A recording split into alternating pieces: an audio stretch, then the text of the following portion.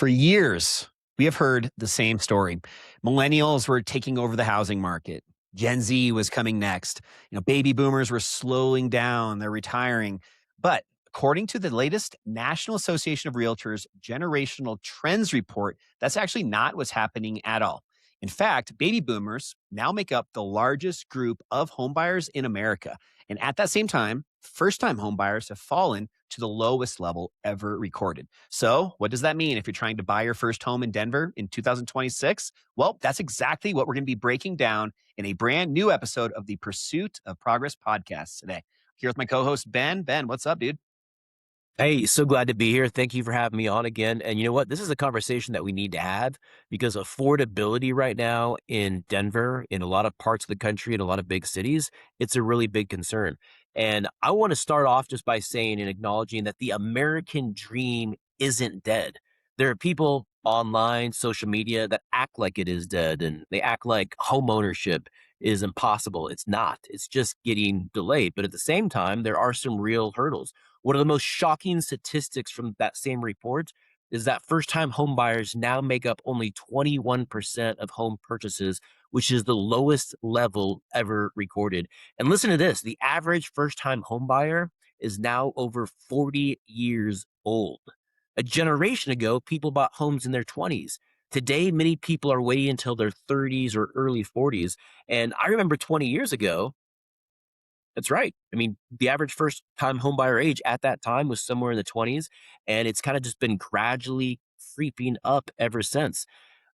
And so I just want people to know that it's not dead. You have to be more intentional. You have to be more focused. You have to put a plan together, and you have to know what your resources are. I'd love to get kind of your take on what you're seeing on the real estate side of things and how you're feeling about this affordability crisis. Yeah, man. I think it's just one of those scenarios that, I think success or just people that are able to still win in the real estate market today are the ones that are willing to kind of think outside the box. They're willing to adapt, maybe, turn directions, figure out new ways to still succeed. And like you said, it's not dead, it's just getting delayed. And a lot of that comes down to just a preparation, just the ability for buyers to have that longer term vision and really sticking to it and making sure Yeah. that they're very structured with their saving and they're not you know saving money for 3 or 4 years and then spending it all on a big vacation. They're being very consistent with their long term strategy. I think that's the key. There is just that long term. And I think with Denver specifically, one of the big challenges is just how we had that period of time with right after COVID, 2019, 2020 through about 2022, where we saw massive appreciation of Mhm. Denver real estate, and that only further put a lot of these first time home buyers just really priced out of the entire ability to buy homes. What about you, man? What are you feeling on the real estate, or maybe a little bit more on the mortgage side? I'm feeling the same way, just the economy in general. I think that the way our economy has evolved, we're obviously very consumer focused. We have a consumer driven economy where the individual consumer from consumer spending makes up two-thirds of our economy. And so that's how all of us have been trained. Now, 20 years ago, it wasn't that big of a concern because inflation had not gotten out of control. When I look at the home that my mom bought in Wheat Ridge, she bought that for around 130,000 as a single mom working part time as a nurse. And she was able to get qualified. She was able to purchase it. She was able to put the down payment down, afford the mortgage payment. And I mean, let's just be honest that you're not going to be able to do that in 2026, but it doesn't mean that homeownership isn't possible. It just means that you need better planning. You need to know what your options are. You need to be more intentional. And Hmm. that's really where I think that we're headed. And it's a little bit unfair for folks that are in some of these younger generations, millennials and Gen Z, because I do think that they have had there are more challenges that these generations have had compared to older generations, but there's also more opportunities. And it's the second half of the conversation that a lot of time gets left off. When you think about all the different ways to earn online, social media, being a creator, having an online business, there are so many more ways now to create income than there were 20 or 30 years ago. When it comes to qualifying and tackling some of these affordability issues, there's never been more options, and that's the second part of the conversation that a lot of time gets left out. So me as a lender, I'm acknowledging what those hurdles are. Yes, interest rates are higher than what they were 4 or 5 years ago. Home values are higher. Property taxes, homeowners insurance have all gone up. Yes, that is true, and it affects affordability. But there are loan programs out there right now where you can get $25,000 in down payment assistance. Buyers have never had more leverage in the last 25 years than they do right now.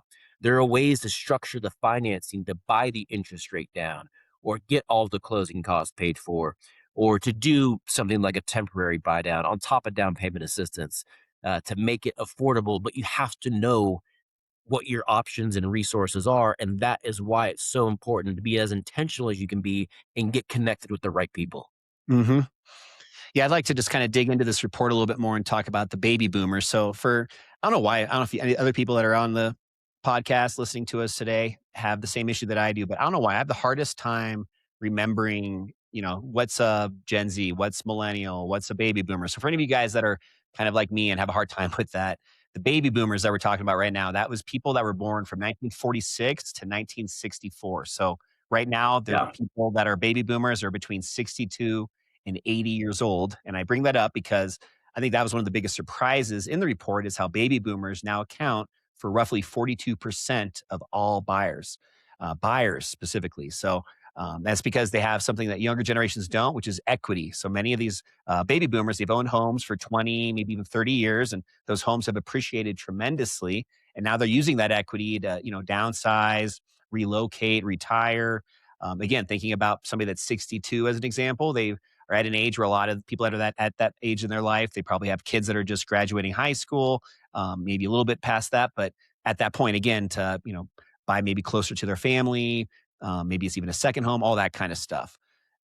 So, just making the point that baby boomers are really the ones that are shaking things up at the moment. Have you been noticing that at all with just the loan applications you're receiving? And I'm guessing that a lot of the baby boomers are also probably the ones that are using more cash for their purchases. Maybe not quite Yeah. one of customers for you. A lot of the first time home buyers that I'm working with are 40 years and younger. And I love one of the niches that I've created for myself is I'm an expert when it comes to first time home buyers and down payment assistance, affordable housing loans.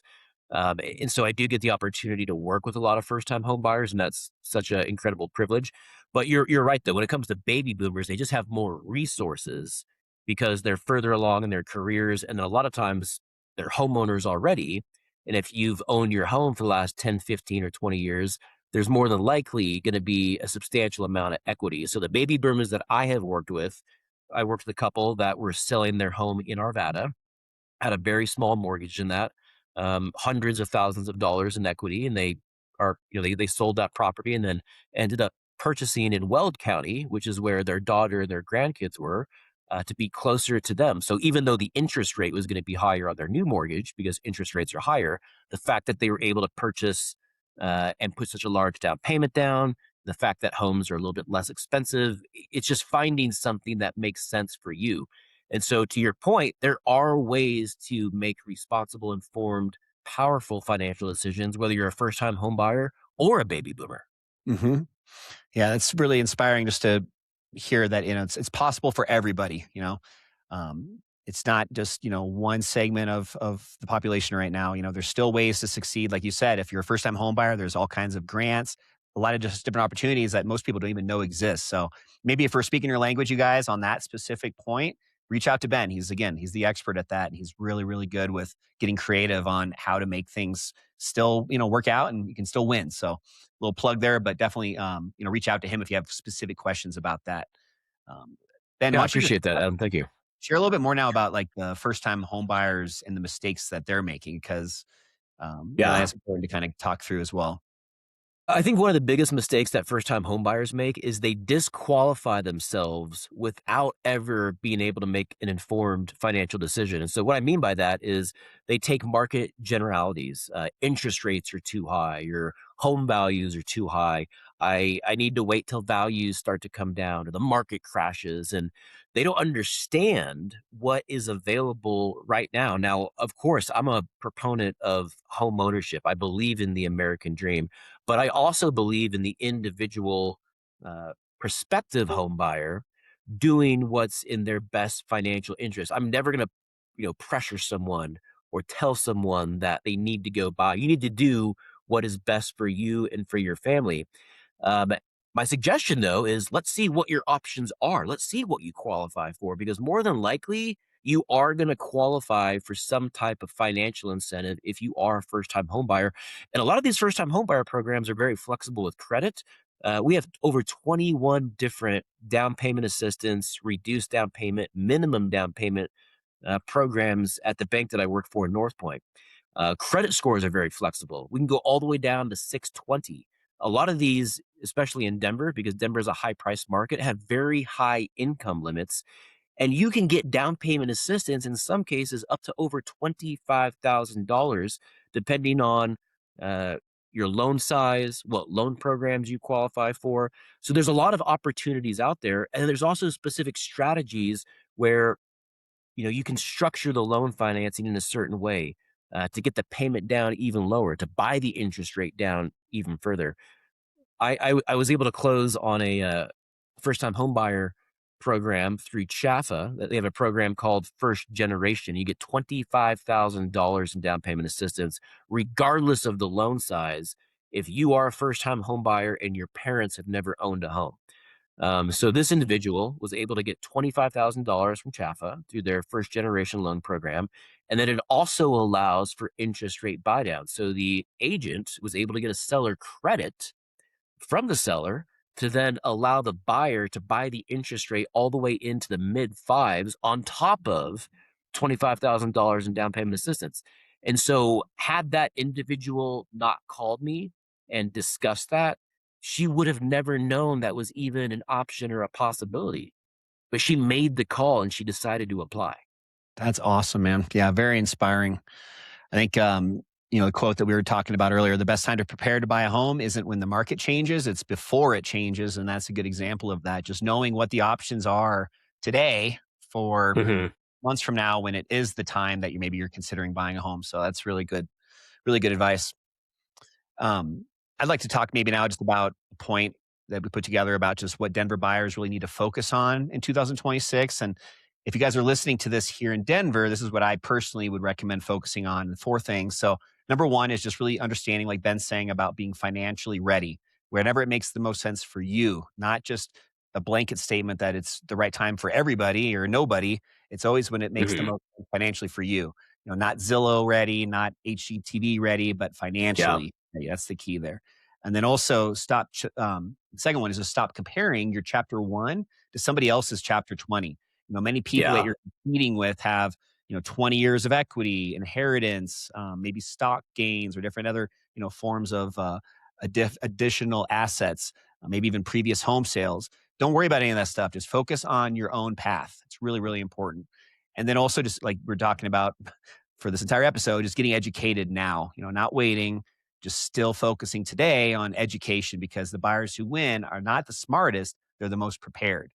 And then, last but not least, just really understanding again about how important it is to have a plan. Get a plan, not a wish, a plan, and specific savings goals, specific timelines, specific price range, specific, next steps when it comes to what you need to do next month to get a little bit closer to being prepared when that time comes.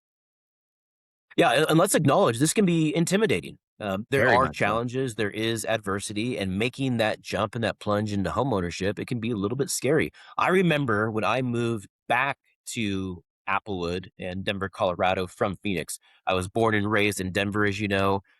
Went to high school in Denver, went to the University of Colorado in Boulder, but then I left, moved to Arizona for 10 years, lived in Phoenix. And when I came back, in 2015. Well, at that time, Denver real estate had already appreciated substantially. And with where property values still were in Arizona, I was having to pay two or three times in Denver what I had just sold my home for back in Phoenix. And so it was very intimidating. I was asking myself, can I do this? Am I making the right decision? Can I afford this payment? But looking back 10 years later, some of the things that you just mentioned, the market has done a lot of the heavy lifting. I've paid that mortgage balance down every single month, but now the home is appreciated. It's really doubled in value. And so now all of a sudden there's this substantial amount of equity. But the reason I have that though is because I decided to get in the game back in Phoenix when I only had a couple of $1,000s to put down on a home, sold that, and then moved it over to Denver. And so when you have that long term mindset and that belief, it helps tackle some of those concerns and those adversities and some of the fear that you might have. And that's kind of where I want to go with this, where it's kind of the opportunity that no one is talking about. And this is the encouraging news that the harder homeownership becomes, the more valuable it becomes because fewer people are willing to do what it takes. Absolutely. Yeah. I mean, every single generation has had their own set of obstacles, whether it's high Yeah. inflation, high interest rates. I mean, we have stories of our parents' generation of, 16% interest rates, Mhm. recession, housing crashes. There's a lot of different things that have happened just in the last, 10 years, much less the last 30. So, the one though consistent thing with all of these different, obstacles is there's still been a ton of homeowners that continued to build wealth. The Yeah. path can change, but the principle does not, and that's just important. Um, it's not timing the market; it's time in the market. I know that's one of your favorite things to say, and it just holds a lot Yeah. of value when you apply it to what we're talking about today. Because most people have the mindset where I need to time the market. I need to wait until the perfect time to buy. But when you have the philosophy that it's not timing the market, it's time in the market, then timing the market matters much less. Now, of course, you're going to be aware of what's happening and where interest rates are at and what the economic outlook is like. You want to be aware of those things. But one of the questions that I ask my prospective home buyers when they're making some of these decisions, do you see yourself being a homeowner 10 years from now? Would you like that? Do you see yourself being a homeowner 5 years from now? Do you see yourself being a homeowner from 3 years from now? Well, if you see yourself being a homeowner long term and that's your belief, then you wanna become a homeowner as soon as possible. Yeah, I think I don't have this in front of me. I might butcher this, but just to kind of really hit this home, talking again about the average net worth of a renter versus a homeowner, and all of that has to do again with just that equity, that time in the market that has built up Yeah. their net worth, and it's something crazy like the average net worth of a renter is, I was going to say 8,000, but I think it's even less than that, right? It's It's low. Yeah, I mean, it's very low. yeah, like under five, like 5 grand, let's just say, and the average net worth of a homeowner is like over 400,000. And again, that's Several all. 100,000, yeah. Yeah, it's all based off of just time in the market and building up that equity and letting the appreciation of the home really carry your net worth up significantly. And Really, it's just real. because they made one decision and they made the decision to buy. And this is also another Warren Buffett, philosophy, and it's not something that gets touched on or talked on nearly as much. But when you're talking about mortgage payments, yes, property taxes and homeowners insurance can go up and down, but I'm talking about the actual mortgage payment, the principal and interest. When you're on a 30-year fixed rate loan and that interest rate and that payment is not going to change, in real dollars, that payment erodes every single year because of inflation. And so most people talk about inflation as being a bad thing. Well, when you're a homeowner and you own assets, it's actually a good thing because that means that your property value is going to go up. It means that your income is going to rise. And so if you're paying $2,000 a month 10 years ago compared to $2,000 a month in 2026, that's going to be a much smaller percentage of your pay compared to what it was 10 years ago. And so that mortgage payment relative to your income is going to get less and less and less. Where when you rent, even though rent might be more favorable in the short term, well, that rent is always going to go up. Hmm. Absolutely, yeah. 10 years from now, your rent is going to be probably double, if not triple, what it is today, and that mortgage payment's still going to be the exact same amount it is today. Yeah, Yep. as long as you make responsible decisions and you don't re-leverage or cash out or do something crazy. But so where are we going with all of this? What's the big takeaway from this podcast today? The housing market is changing. Demographics are changing. The average buyer is changing. The average first time home buyer is changing, but the opportunity is still there. If you're a future homeowner in Denver, stop asking, can I buy a home? And start asking, what do I need to do to become the person who can? Because that is the question that's going to change everything. Want to thank you guys again for another episode of the Pursuit of Progress podcast. For Adam Lang, this is Benjamin Adams. We'll see you guys next week. And as a reminder, if you're thinking about buying a home in Denver in 2026, grab our free buyer resources at adamsellsdenver.com and join us on one of our live upcoming home buyer masterclasses. And we actually have one starting right now in about 15 minutes. So we hope to see you guys there.